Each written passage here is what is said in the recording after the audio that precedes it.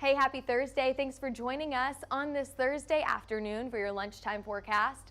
I'm meteorologist Taylor Cox, and today we're talking about those tornadoes down to the south in the panhandle of Florida, thanks to Tropical Depression Francine that made landfall yesterday as a Category 2 hurricane on the southern side of Louisiana. Now we are still seeing the impacts of that, causing tornadoes across the south, and most likely not only today, but also severe weather to end the week tomorrow as well. We have a large hail risk across the northern plains. If you go all the way up to the north on the other side of the U.S., we are seeing those strong winds and hail risk as well.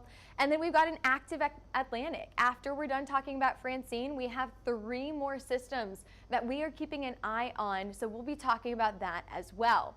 Before we start here, Texas Roofing Conference happening today. We appreciate you joining us today.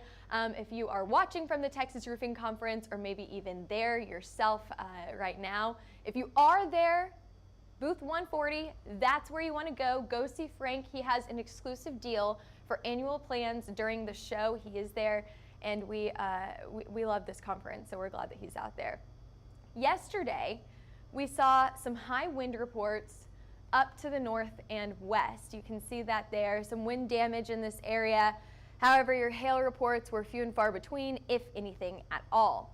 Farther down to the south, we saw the Category 2 Hurricane Francine make landfall on the southern side of Louisiana here, tracking up to the north into New Orleans, or right on the west side of New Orleans there. So New Orleans got some really high wind.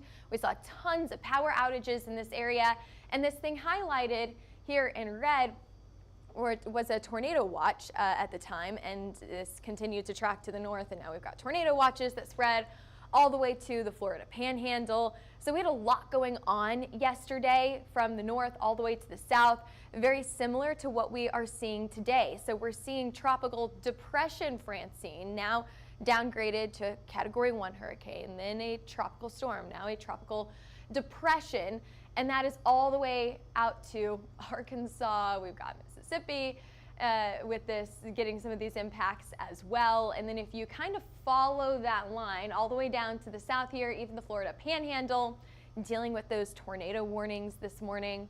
We're pretty dry farther up to the north and east along our New England states. However, that could change as Francine continues to track to the north, most likely bringing some moisture up that way. There's your band of strong to severe storms that we're watching in Florida. We've also got a few rain bands that stretch all the way through Mississippi and Alabama. And then farther up to the north and west, this is where we're watching for our hail and wind threat for today. Anywhere from Montana, a little bit farther to the east, and North and South Dakota, and then down to Wyoming. So we've got a little bit of everything on the docket today. First, let's get to your lunchtime temperatures.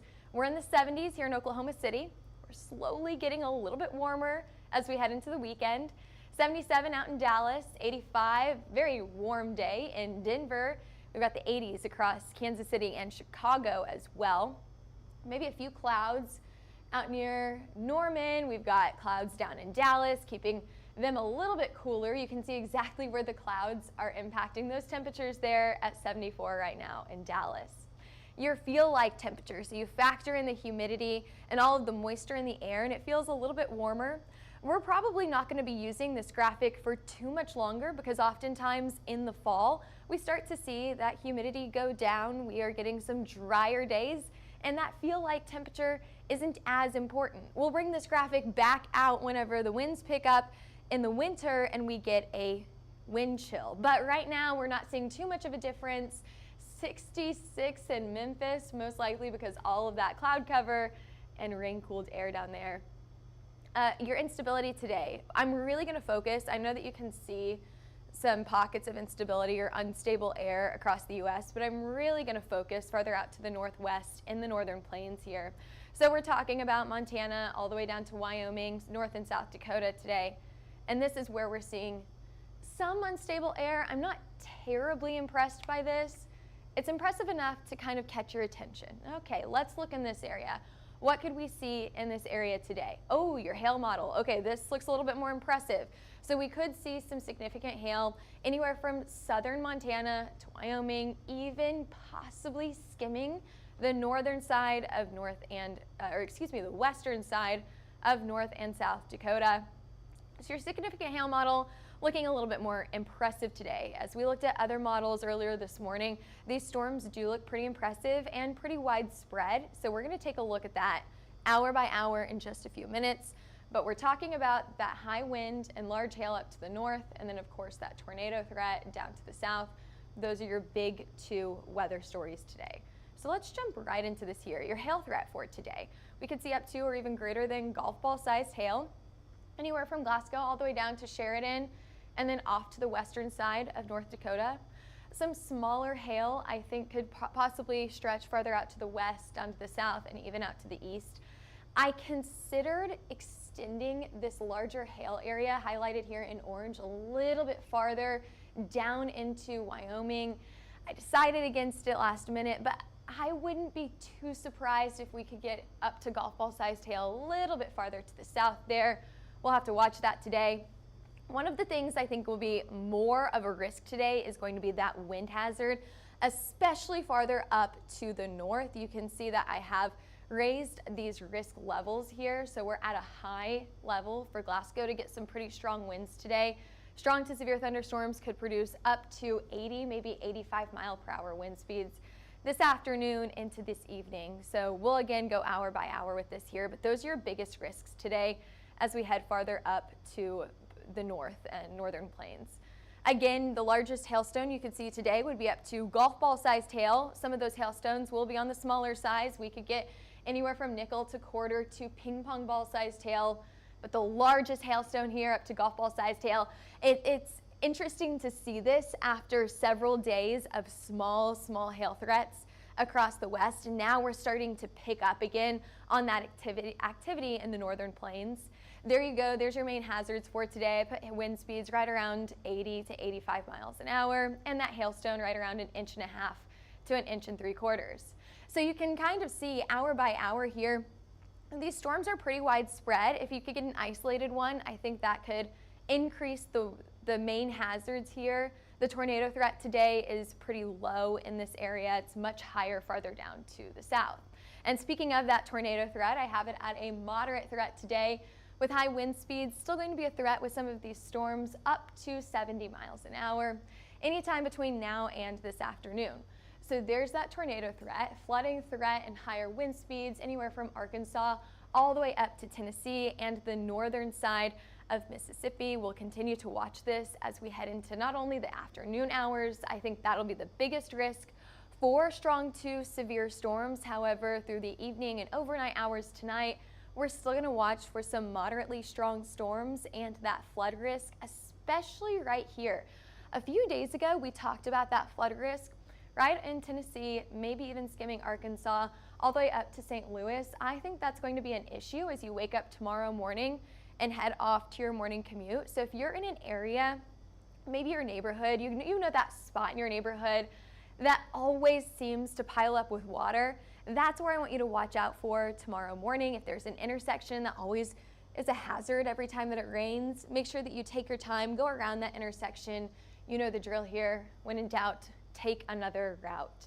That tornado risk. So today's tornado forecast goes all the way from the Florida Panhandle through most of Alabama. So this is going to be an issue as we head into the afternoon hours today. We're going to keep an eye on these storms through the rest of the next hour or two, even into early dinner time is whenever I think that we could see the most significant time for a tornado threat.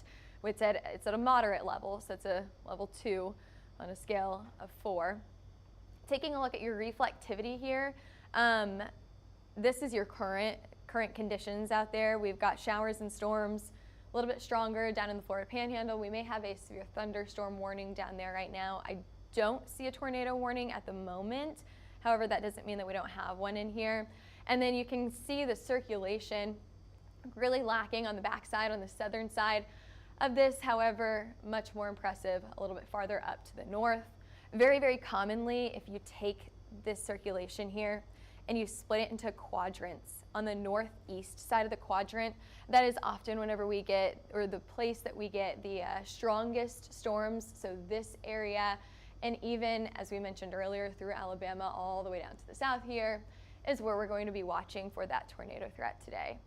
All right, where is Francine going? Tropical Depression Francine right now, continuing to track up to the north into Memphis, causing that flooding issue over the next 24 to 36 hours here. And then we start to see it really weaken and start to fall apart. And then we'll see some more showers and storms go a little bit farther to the north here. But we'll even see a surge of moisture that will continue to bring rain even farther out to the east here. So I think the East Coast will get some really good rainfall totals all the way from now into the weekend. And you can see that on our 5-day rain chance here. Ooh, Atlanta looks like a soaker for you from now all the way through Saturday and parts of Sunday. We're going to get those showers and storms all the way up to St. Louis and then out to North and South Carolina. So we'll continue to watch that for flooding risks over the next few days, but I do think that'll be one of the main risks here.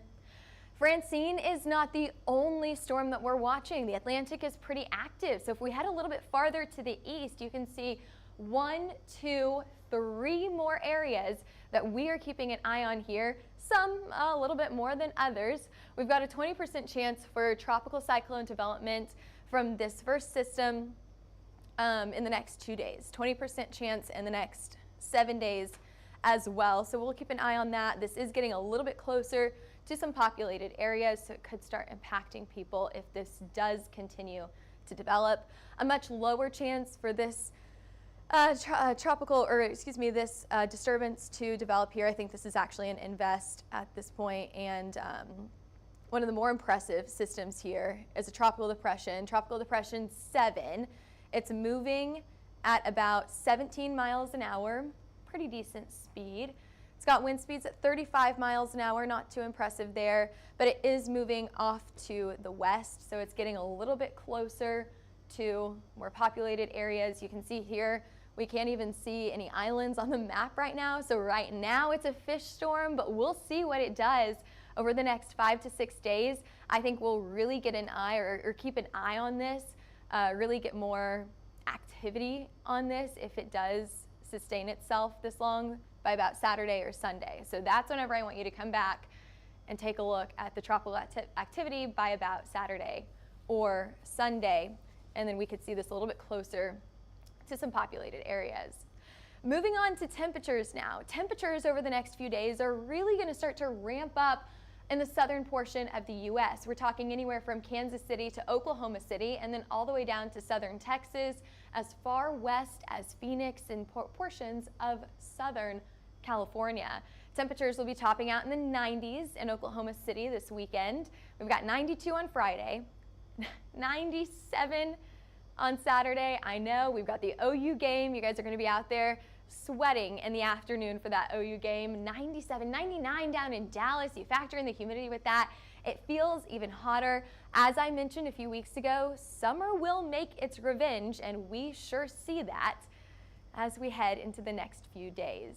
Thanks for joining us on this Thursday afternoon. Of course, we're going to have another forecast tomorrow. We'll have another chance for strong to severe storms tomorrow as well.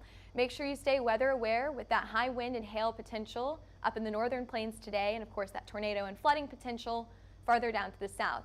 We are always updating our Twitter, Facebook, Instagram, YouTube, and TikTok pages. We have a lot of fun things planned for Instagram and TikTok over the next week or two, so make sure that you're following that.